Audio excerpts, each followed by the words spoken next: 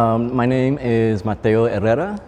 In the community, they know me as Chef Mateo because I am a classically trained chef of 23 years now. Currently, I am in El Paso, Texas. I'm born and raised in El Paso, Texas. I did leave the area after high school to further my culinary education in Los Angeles, where I worked out there in Hollywood for about 8 years. From there, traveled to Austin and some other cities, gaining experience in different kitchens, hotels, until I decided that it was time for me to come back home.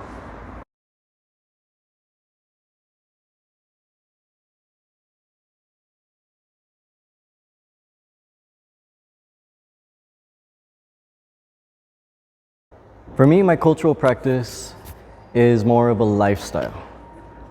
Yes, I do use food primarily when conveying messages or trying to reconnect people, but basically I do more than food. I'm also an artist, an author, poet, painter. I work with clay, I work with beads, feathering. I would do some minor taxidermy. So there are many different aspects to how I represent my culture through whatever means I do. As long as it's a creative way, then I feel like that is a part of my practice, if you will. And to sum up what my practice would be is, I would say my goal in everything that I do is trying to reconnect people back, not just to food, but to the land and nature in general. I think that there's been a major disconnection between our perception that we are separate from nature and that we are apart from nature. So with everything that I do, and it's really easy to do with food, is to connect people and show them that we are a part of nature. You know, we're part of the cycles, we're part of the rhythms, and those things are not existing just solely for us. Like, we play a part in it. So connecting people with food is something that's very special to me, because food is universal and food is timeless. I like to work with ingredients that I know have been used for hundreds, thousands of years, and that I know will be used hundreds of thousands of years from now into the future. So in essence, trying to make food that is, it's cheesy to say, but is essentially timeless, because it is. Reconnecting people and talking about being a part of nature is bringing people into awareness of, you know, the harmfulness of processed foods, the convenience of grocery stores. All of these modern things in our lifestyles are not really part of nature. They've kind of just been incorporated into our everyday being the past 100 years. And we can already see in such a short amount of time that it is causing so many problems, you know, health-wise, sustainability-wise, on the environment, pollution. So I feel if I can reconnect people and somehow through food, then maybe I can help create a better world for the future.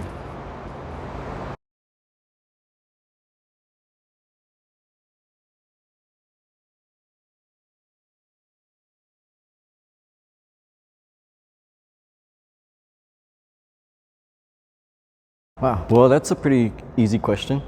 Working with food and being a chef, I work with local foods, but the thing that I wouldn't say has helped me stand out in the chefing world, but something that I feel is dear to me and that I've taken on several years ago learning about is foraging.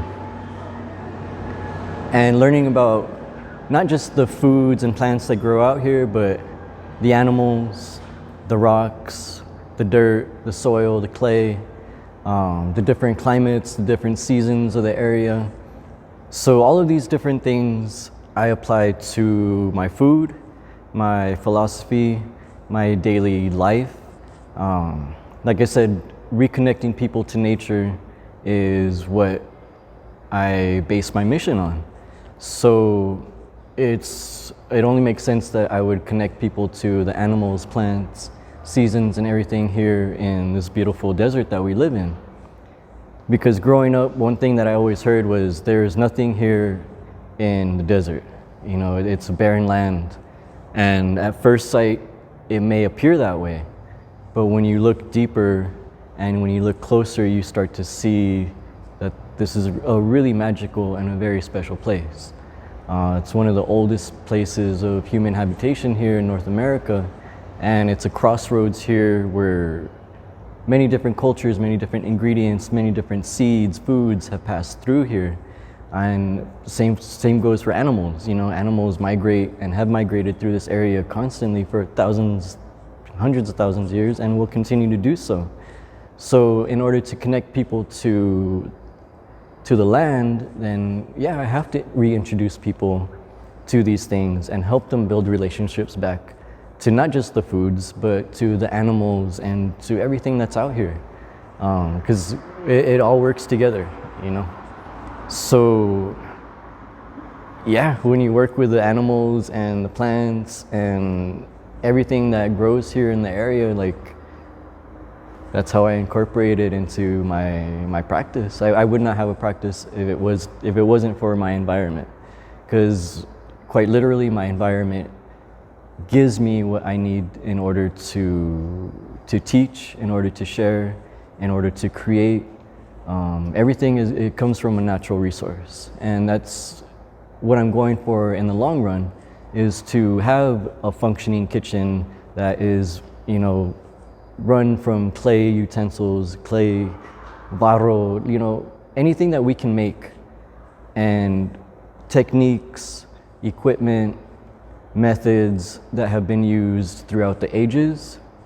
I try to bring them back to preserve them, but actually to help people show that, you know, there are simple ways to do things. And when you eat a dish that is cooked over an open fire, that's made from, you know, just 4 ingredients, that takes time, and, you know, you're tending the fire and you're taking care of these ingredients, and it imparts something that is very unique, because you are giving them something that is literally the Chihuahuan Desert. So yeah.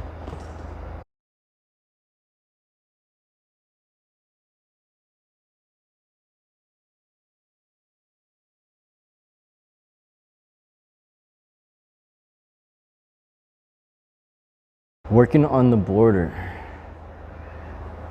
Oh, that's a tough one, because I try to stay away from politics. Because I feel like I bring I don't want to say a spiritual element into my practice, but for me it is a spiritual path. Working with food is the closest, working with food and working out with nature and the land and the animals is the closest thing that I've ever felt to religion in my life. So I try not to incorporate politics into it, but I do like to highlight to people that aren't part of the El Paso community to what is going on out here. You know, we're not just, you know, cerveza, tacos, and tequila and mariachis. You know, we have some serious things going on out here. You know, we have water rights that are major, that impact, you know, not only people here in El Paso, but people in Mexico. It affects millions of lives out here. I try not to get too much into that, but I do like to bring awareness to people to start thinking, like, you know, the Rio Grande, like, why don't you see water? And just kind of pique people's interest to get them to start noticing, like, hey, yeah, there hasn't been any water here. And this time of year when they look at the river, like, hey, yeah, there is water here, you know, why is that? Like, I just try and plant little seeds here and there to get people to start thinking for themselves, because I have a lot of strong political stances, but like I said, I try not to combine that with my practice, because I don't want to turn anybody away from reconnecting with nature. And when I say I have a certain stance on this side or this side, I feel like I might lose people's ability to accept whatever message I have to say.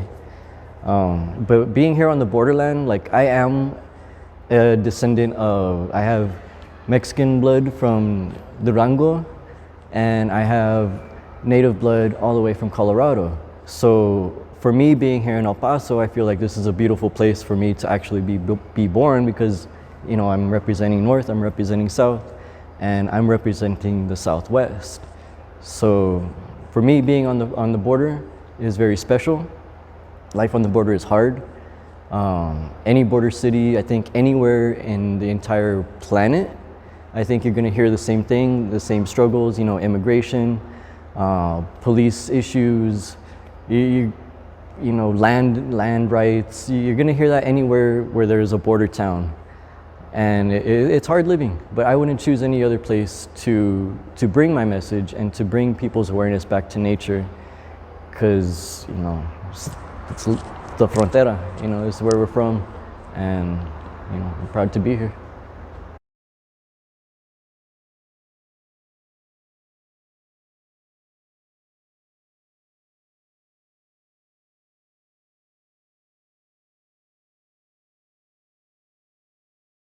Well, again, I think that one is a pretty easy question, and it kind of answers itself once you become familiar with my work.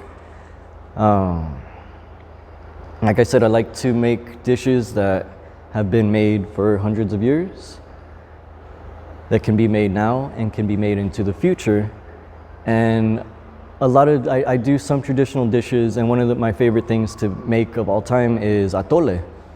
And a lot of people nowadays in my generation don't know what atole is. They've lost that connection. But when I talk about it, I might hear some kids or some people say like, oh, my grandma used to make that. Or my great grandma used to make that all the time. And so I see that that connection isn't completely lost. You know, somewhere along the lines, it kind of skipped the baby boomer generation. I don't know what happened there, but a lot of these traditions and recipes didn't get passed down completely. They weren't completely lost, but they kind of just in our memory bank. Like, oh yeah, I remember grandma used to make that. But there's no recollection of what it is, what it tastes like. So I like to do dishes like that, where I see the older people in the crowd like, oh wow, this reminds me of when I was a little kid. And then I get to see their kids looking at their parent, getting that nostalgia, and then like the kids want to try it, and they try it and they're like, oh wow, this is good, this is delicious, what is this? And then for me, when I see that, I know that I've made a connection. And maybe you know, it's not life-changing or world-changing, but maybe in that family, atole might be something that continues to get passed on into the future. And so with food, it's easy to make it intergenerational, because these are foods that have been with our families and our ancestors for thousands of years. And currently we're in a place where we might lose a lot of these foods, and we are losing a lot of these foods. So I try to make it intergenerational by talking to the younger generation and trying to be a bridge for that lack of knowledge, wherever it happened, where things stopped being passed down or shared or done on a daily, you know, things like nixtamal, making tortillas, tamales at home. You know, just a generation or two ago, like those were pretty commonplace. And nowadays it's starting to slip away little by little. But I see the interest, you know, I'll do like a tortilla making workshop and I'll get tons of responses because people want to learn how to make tortillas, you know, but there's not a lot of places to learn it because it wasn't something that has been kept up in their household.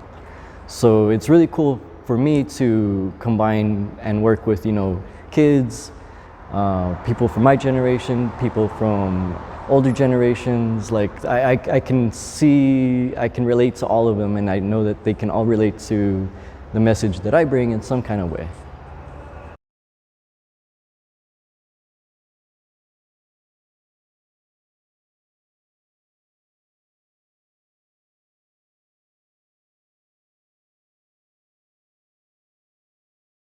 And it's going to be a little bit fresher, healthier recipe. Yes. Do you use these stuff to cook your own food? I do, and that's a big reason why Andy called me out here to talk about my business. So a lot of people have food trucks, right? So you make your breakfast like Saturday? I wish I did. One day I hope to actually be living a life where I can be cooking like this daily because it tastes so much better.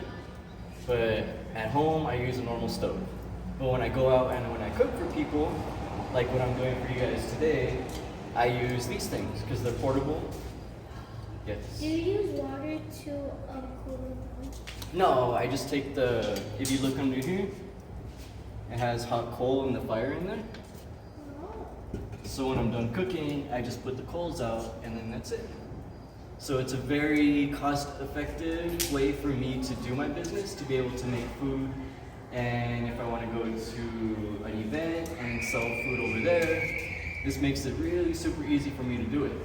I don't have to dig a hole and create a big fire or anything, and I can make food portable. And at the same time, it's very cost effective, which means it doesn't cost me a lot of money to operate this. And I like it because it's fire. Like, I mean, I know you're not supposed to play with fire, but learning to work with fire is a really important tool. Even when you guys are little kids right now, like learning about fire and learning how to use it is going to be very beneficial to your life because there's a lot of cool things that you learn other than just burning stuff when you make fire.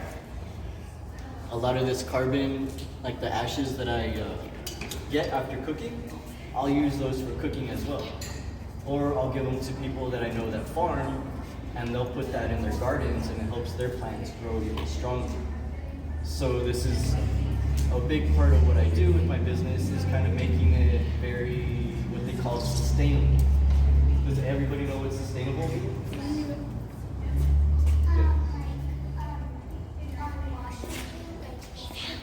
Well, it sort of. Sustainable means kind of like it doesn't, if I give you $5, right?